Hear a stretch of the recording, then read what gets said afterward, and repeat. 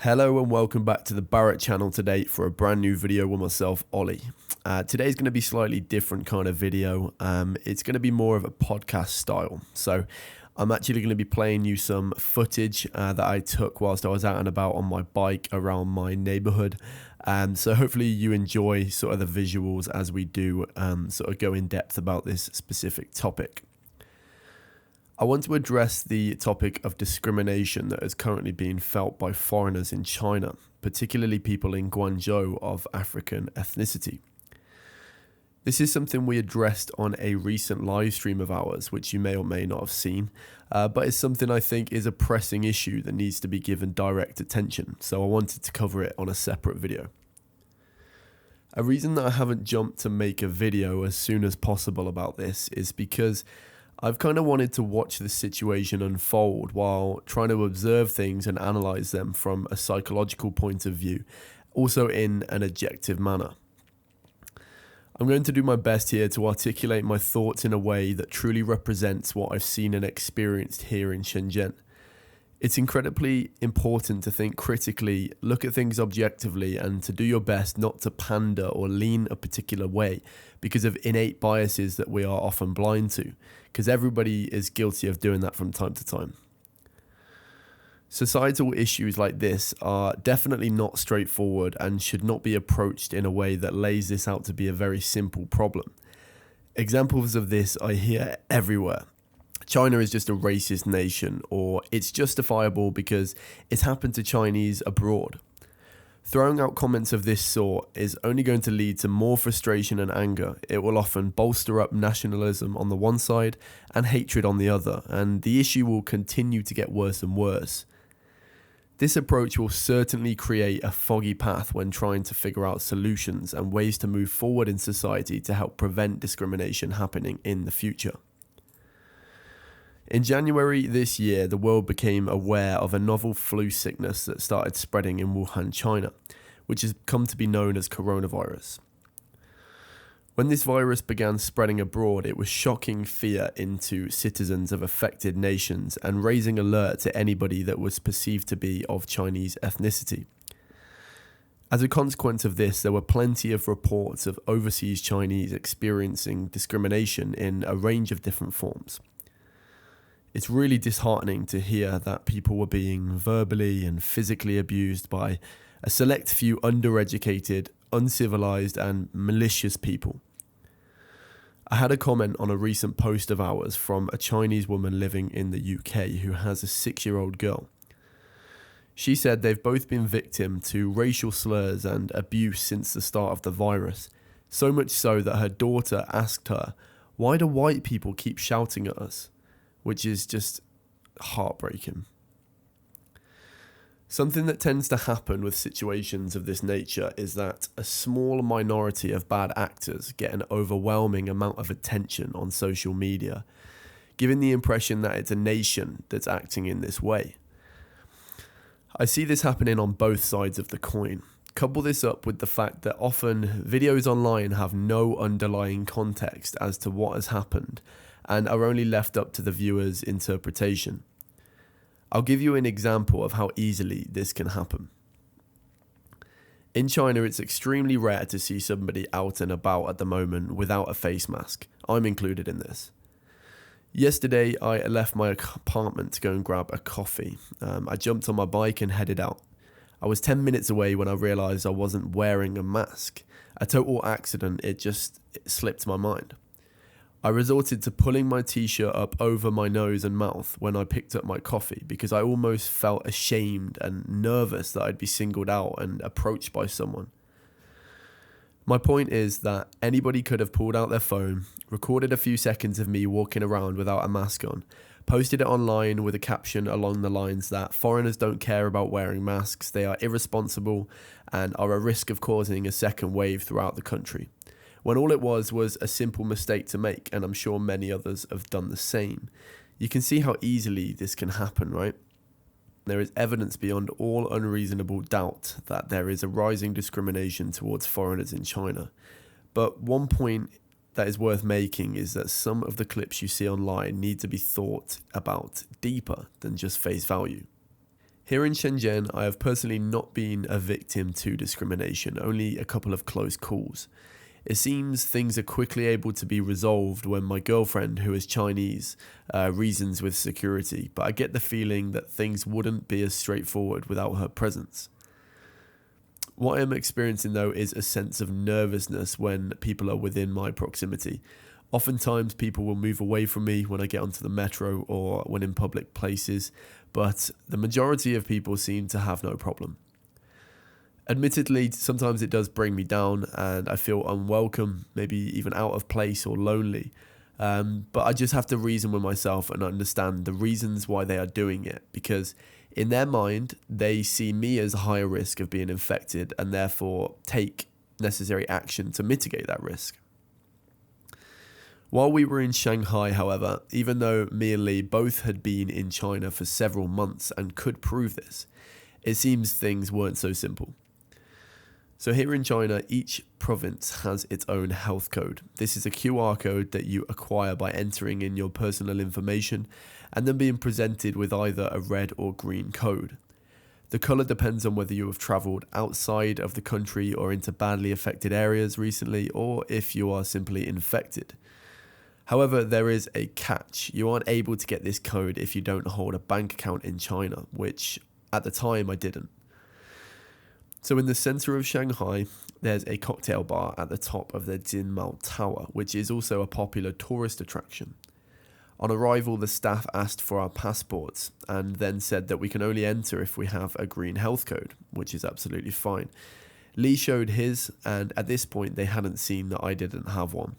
But after Lee showed his, they quickly changed to saying that, oh, no, you can only go up the tower if you have a Chinese ID card, which quite obviously we don't have, and that was the end of that. Under normal circumstances, foreigners are actually treated pretty well in China. Since I arrived, I have always been treated with respect, hospitality, just like any of their own.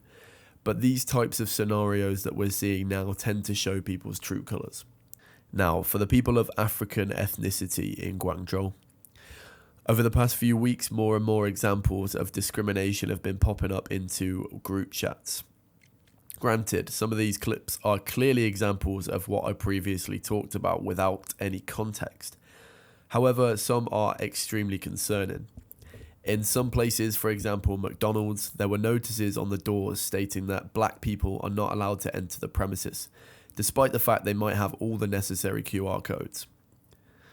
McDonald's did respond to this temporarily. They closed the restaurant and conducted diversity and inclusion programs for staff members, but this is not the only incident. I'm going to address the argument regarding the illegal immigration problem in Guangzhou. Yes, this is true, and this is a point that adds complexity to this issue. If you are an illegal immigrant in a country, no, you don't have the same rights as someone who is legal. You will not have any of the necessary QR codes that are needed to enter into hotels and restaurants. But let me ask you, I've not quite made up my mind about this one. How far does it go before the steps being taken are simply inhumane and unethical? Does one have to be fined? Do they have to be put in jail, thrown out onto the streets during a pandemic? Is this just a revenge game because of what's happening to Chinese abroad? These questions are going to vary wildly from person to person, and I'd like to hear your sort of thoughts about that in the comments. Personally, my biggest concern is with racial profiling and the collateral damage that it causes, which is happening amongst all foreigners in China currently. Everyone is feeling the pinch somewhat or another.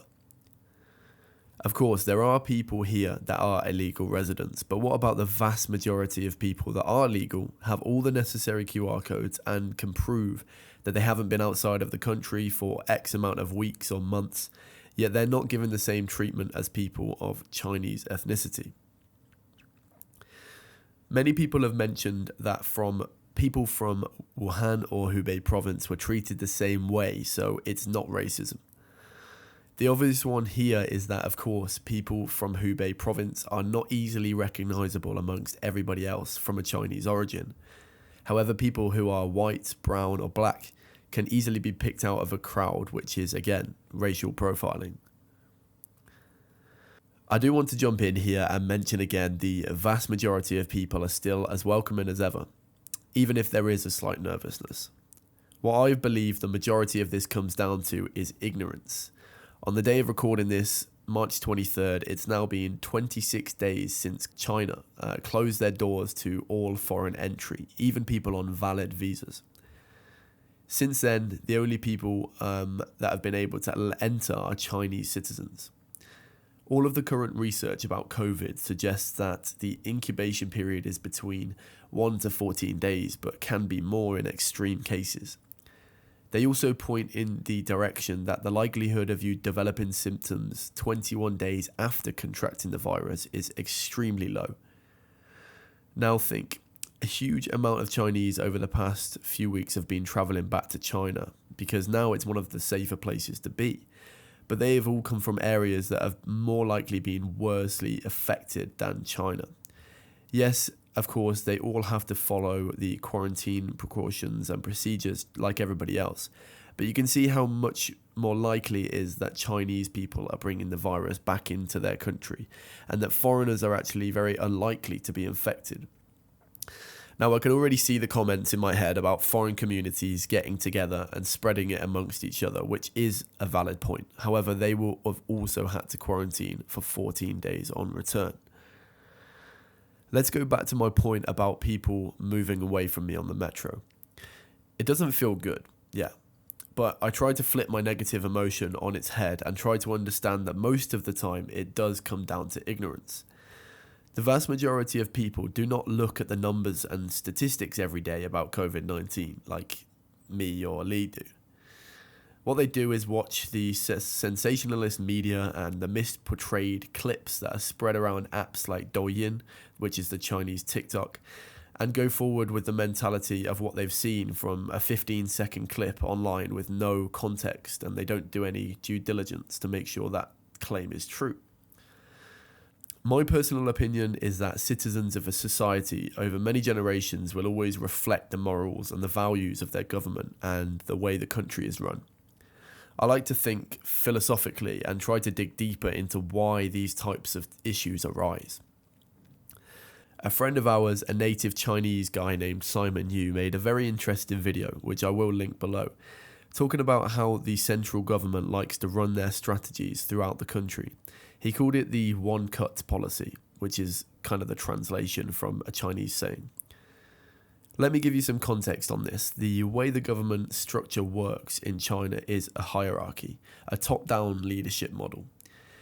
The officials are not elected by the citizens. Instead, they are elected and promoted through the ranks by people who are above them in terms of authority.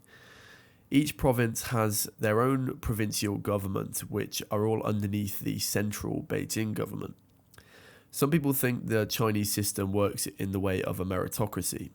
Whether this is 100% accurate or not is for you to decide, but let's just say to a certain degree it is one for ease of purpose. This means that promotions on the inside will be done based on merits. But how do we quantify this? It's fairly well known in China that there are two things that are extremely important when it comes to an official's future in their career. The first being the GDP growth, and the second being whether the region has had any serious accidents or issues. The latter reason is the one we'll be digging into a little bit deeper right now. If there have been any serious issues during your time in charge of the region, maybe there was a huge traffic incident or a building fell down due to lack of following proper procedures, then that's likely going to be the end of the career for the official who was in charge, because upholding the stability of the country is a top priority in China. Now, why do I mention this? Well, if a specific region starts to have an uptick in infections again, then it means restaurants, offices, and public spaces will have to be closed again. People put into quarantine, and which is going to affect the GDP growth of that specific region. And whoever is in charge of the region, and they know they're most likely going to be out of a job because of this. This means that officials will spare absolutely no effort in making sure the pandemic is under control in the area of where they are in charge of, even if it does cause collateral damage. This is why you see such extreme actions being put in place, blocking roads, needing health codes for entry. They're not worried about making everybody happy. They're simply focused on the task at hand, which is to keep the pandemic situation under control. Chinese are affected by this one-cut policy all the time. An example of this is motorcycles. Petrol motorcycles used to be allowed in all cities, right? They still are allowed in some, but they are completely banned in others. And this was because a lot of people were breaking the traffic rules on them, and that was causing a lot of accidents. So instead of sort of tightening down the restrictions and the education and giving people fines and whatnot, these types of things, they completely decided to ban all petrol motors in the city, because they're not worried about the people who were obeying the rules and just want to ride a motorcycle, and they sort of weren't causing any problems. Their task at hand was to get rid of that problem. So the easiest was the one-cut solution to ban all petrol motors. So this is just an example of the one-cut policy. It doesn't just affect foreigners, but it affects everything in China on a regular basis. Back to the situation in Guangzhou. I believe this is the approach that the government took here. They had found a select few people of African ethnicity that were infected, but instead of going to hospital, they were mingling with other Africans. To resolve the situation in the eyes of the central government, they decided to ask hotels, restaurants, etc., not to allow black people in the premises. In their eyes, any action can be taken in order to achieve the ultimate goal. They're not concerned whether they're abiding by people's rights or trying to keep everybody happy. Their goal is to stop the pandemic spreading, and therefore this is the action that they decided to take. I want to make sure we're all on the same page here. I am most definitely not excusing the discriminatory actions being taken. They are ethically and morally wrong. I'm trying to give you an insight into why this way of thinking occurs in Chinese society. So that is going to wrap it up for this video. As I already can tell, it's quite a long one. I'm sure this will muster up some chat in the comments section down below. I really hope this video has given you something to think about. Maybe, just maybe, it offers a different angle on the situation as to what you already thought. Let me know if you like this kind of podcast style of video by clicking the thumbs up button. And that is all from me today. Until next time, bye for now.